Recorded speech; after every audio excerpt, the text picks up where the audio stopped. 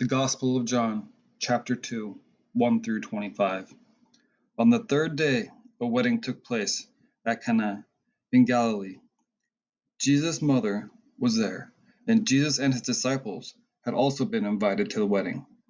When the wine was gone, Jesus' mother said to him, "They have no more wine."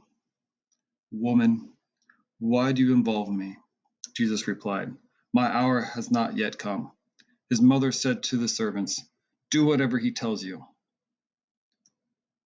Nearby stood 6 stone water jars, the kind used by the Jews for ceremonial washing, each holding from 20 to 30 gallons.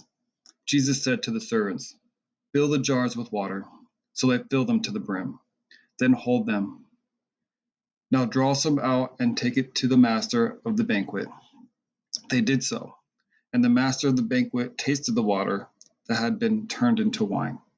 He did not realize where it had come from, though the servants who had drawn the water knew. Then he called the bridegroom aside and said, "Everyone brings out the choice wine first, and then the cheaper wine after the guests have had too much to drink. But you have saved the best till now."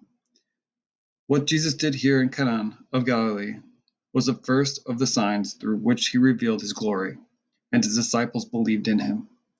After this he went down to Capernaum with his mother and brothers and his disciples. There they stayed for a few days. When it was almost time for the Jewish Passover, Jesus went up to Jerusalem.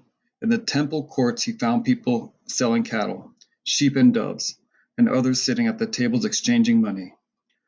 So he made a whip out of cords and drove all from the temple courts, both sheep and cattle. He scattered the coins of the money changers and overturned their tables. To those who sold doves he said, "Get these out of here. Stop turning my Father's house into a market." His disciples remembered that it is written, "Zeal for your house will consume me." The Jews then responded to him, "What sign can you show us to prove your authority to do all this?" Jesus answered them, "Destroy this temple, and I will rise it again in 3 days." They replied, "It has taken 46 years to build this temple, and you're going to raise it in 3 days?" But the temple he had spoken of was his body. After he was raised from the dead, his disciples recalled what he had said. Then they believed the scripture and the words that Jesus had spoken. Now, while he was in Jerusalem at the Passover festival, many people saw the signs he was performing and believed in his name. But Jesus would not entrust himself to them, for he knew all people.